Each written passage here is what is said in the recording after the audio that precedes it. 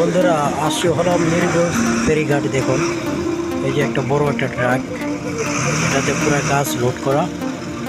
তো দেখুন এই ট্রাকটি উঠতে অনেক কষ্ট হয়ে যাচ্ছে, এখান দিয়ে অনেক লোড। তো ফেরির জন্য ওয়েট করতেছি, এই যে অনেক চেষ্টা করে উঠতেছে। এই পর্যন্ত 3বার মিস্টেক হলো, বাট এখনও পারতেছে না।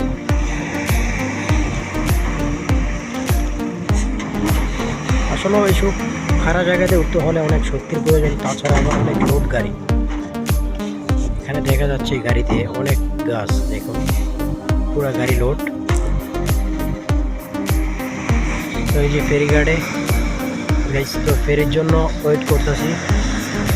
আমরা যাবো হচ্ছে বুলাদি, বরিশাল যাবো। অনেক